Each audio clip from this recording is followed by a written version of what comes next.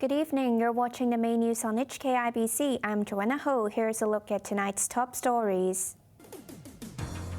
John Lee to seek interpretation from Beijing on whether overseas counsels can take part in national security trials after Court of Final Appeal upholds ruling on Timothy Owen. Protests continue to erupt across China as angry residents vent their anger towards lockdowns. And home prices in Hong Kong fall to a 5-year low.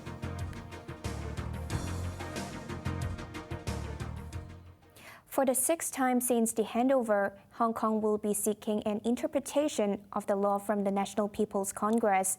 Chief Executive John Lee made the announcement after the Court of Final Appeal granted permission to a British lawyer to defend media tycoon Jimmy Lai in an upcoming national security trial. At the present, there is no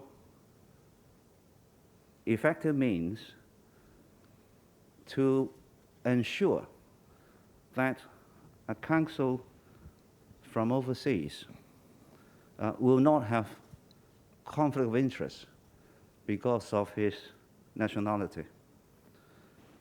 And there is also no means to ensure that he has not been coerced, compromised, or in any way controlled by foreign government, associations, or persons.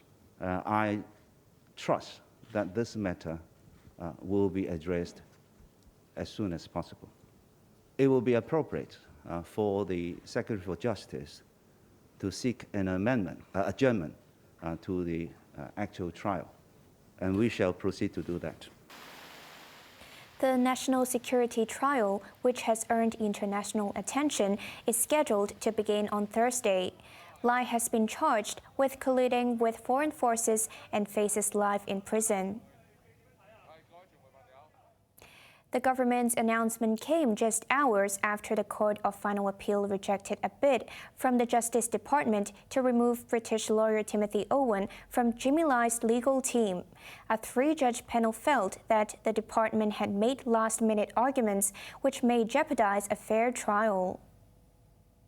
British lawyer Timothy Owen will be allowed to defend media tycoon Jimmy Lai in his national security trial. That was the ultimate ruling from the Court of Final Appeal, quashing the last of multiple attempts from the Department of Justice to remove the King's Counsel. Explaining its reasoning, a 3-judge panel led by Chief Justice Andrew Cheung said the department only changed its arguments when seeking leave to appeal to the top court. The judges said the department raised unsubstantiated and undefined issues said to involve national security, which were not mentioned in the lower courts. That included an accusation that overseas counsels from England have little to offer in national security cases because their experience are based on common law, contrary to China's legal system in which the national security law originates. The department also claimed ad hoc admissions of overseas barristers would tend to defeat the aim of the law, aimed at addressing foreign interference. Rebutting the arguments, the court said the grounds put forward by the department have given rise to a host of further questions, which have not been examined in previous appeal procedures. For instance, how would any particular ad hoc admission result in interference in the SAR's affairs by foreign or external forces? The judges said the involvement of sensitive materials, such as state secrets in the upcoming case, was not properly explained. They stressed that allowing unsubstantiated new points to be taken on appeal might jeopardize a fair trial for Lai. Lai's national security case, which will begin in the High Court on Thursday, is expected to last 7 weeks.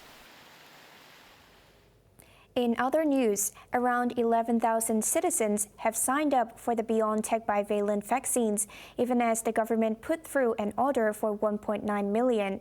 They are now available only to those who have received 3 doses, and a pharmacist feels more people should be made eligible. Janice Low reports. In 24 hours since bookings opened for the BioNTech bivalent vaccine, the government said it has received around 11,600 reservations. That represents only 15% of 770,000 shots which arrived last week, with another 1.1 million doses on the way. But Civil Service Minister Ingrid Yang insisted the response was within expectations. Speaking on radio, the lead official for the city's inoculation drive said some elderly citizens may simply walk into a vaccination center without a booking. Yang was also confident the first-generation vaccines will not go to waste, as around 7% of citizens have yet to receive their second jab. Only those triple-jabbed can opt for the bivalent vaccine on their fourth dose. Dubbed the Omicron booster shot, the new jabs provide better protection against Omicron subvariants BA.4 and BA.5. A pharmacist is now suggesting the government expand the eligibility to third-dose recipients so as to boost the overall immunity against Omicron. If you look at the U.S., actually the government also encouraged people using the bivalent vaccine as a third dose, as a booster, because they provide the additional protection. This is some important data provided by the BioNTech company recently, and it shows that it also provides cross protection against the XBB.1 and also the BQ.1.1. They also have protection against all these subvariants. Apart from the United States, Choi noted Singapore and some European countries are already administering bivalent vaccines as a booster shot. So the use are very limited in Hong Kong now. I think the government can do some promotion to encourage people to have the fourth dose or even the third dose using bivalent vaccine as a booster. He insisted the new jabs are clinically tested and safe. Janice Low, HKIBC. A pregnant woman has been sentenced to 5 months in jail for throwing a soda can towards police and possessing a laser pen in 2019. Peng Lai-ying, now 29 years old and 7 months pregnant, was convicted earlier this month for assaulting a police officer and weapons possession outside Mong Kok Police Station 3 years ago. Demonstrations took place across the city that day against a police operation inside Prince Edward MTR station days ago. Magistrate Jeffrey C. said although Peng did not injure anyone, her actions would incite violence among the crowd, and a deterrent sentence was necessary. Protests across China have shown no signs of abating, with residents in Beijing taking to the streets overnight to demand an end to COVID rules and other freedoms. And while online censors are operating in overdrive, messages of support continued to flood social media. Chloe Feng reports. In unprecedented protests not seen in decades, thousands of demonstrators rallied on the streets of Beijing to demand an end to COVID measures. What started as a minor demonstration by Urumqi residents over a deadly fire and lockdown in the faraway city has now transcended into a nationwide movement. Defying COVID restrictions, at least 1,000 residents gathered at the Chaoyang district. Many held up blank sheets of paper, a symbolic gesture to denounce censorship. Others lit candles to mourn the fire victims in Xinjiang. Chants of no PCR tests but freedom were heard.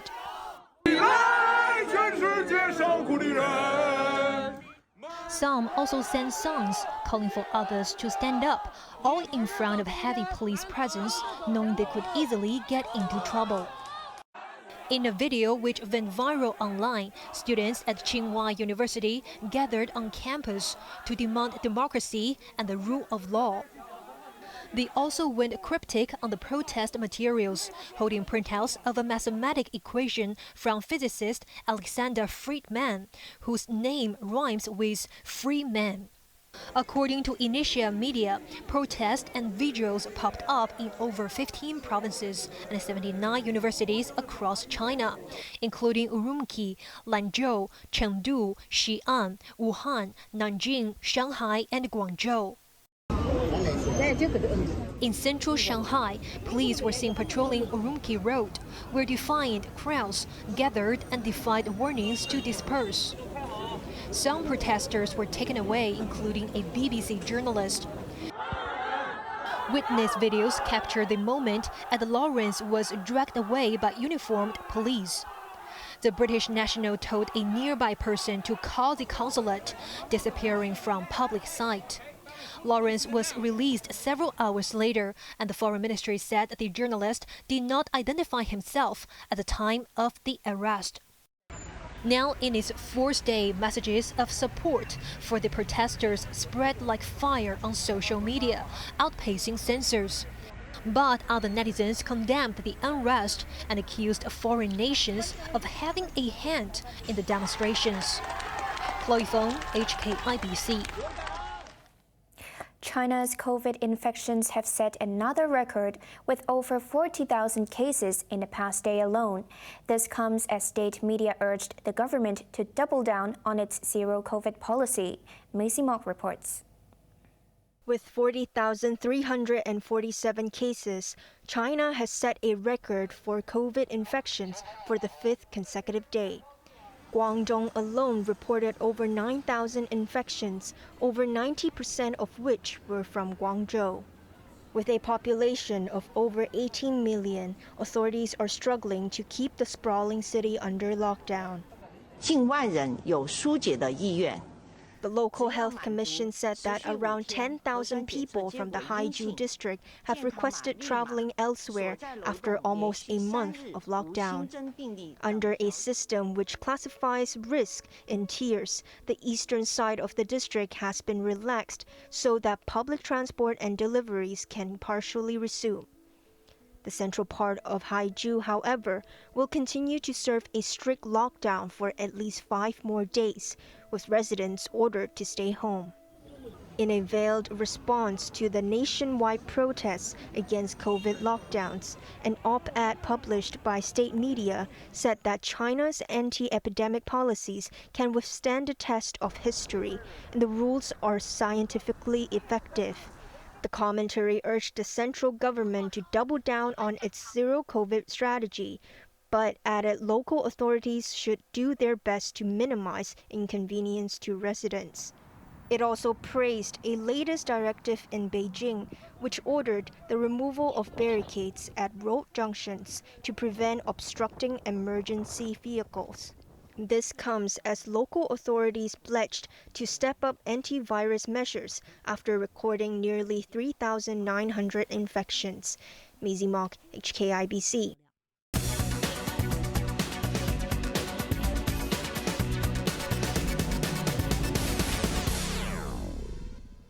Hong Kong's home prices have hit a 5-year low, following a 2.4% decline last month. Some analysts expect prices to drop by 15% for the year. Chloe Fong reports. Hong Kong remains the world's most expensive property market, even as prices keep coming down. According to the Rating and Valuation Department, the home price index dipped for the 5th consecutive month. The October reading stood at 352.4, down 2.4% in what was the biggest monthly drop this year. Small and medium-sized units below 752 square feet saw the most significant declines. The index also fell to its lowest level since November 2017, having peaked at July last year at 398. For the first 10 months of this year alone, prices fell by 10.5%. Derek Chen, head of research at Rika Corp Properties, believes that the market will remain bleak in the coming months as more interest rate hikes are likely. Just last month, Goldman Sachs predicted that the city's home prices would decline by 30% by the end of next year.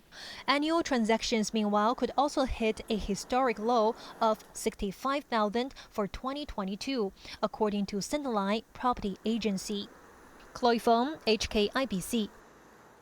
Now let's take a look at the markets. The Hang Seng Index closed down 275 points. To the top 10 active stocks, Tencent was down $3, Tracker Fund down 26 cents. Hong Kong Exchange down $8.60, AIA down $2.25. To the forex trading against the Hong Kong dollar, euros at 8.18, pounds at 9.44, and Australian dollar at 5.24. Over to the UK market, FTSE 100 is down 23 points. On to the weather now, mainly fine and hot tomorrow. Temperatures will range between 24 and 29 degrees before dipping to 15 degrees on Wednesday as a cold front arrives. Now let's take a look at the weather around the world.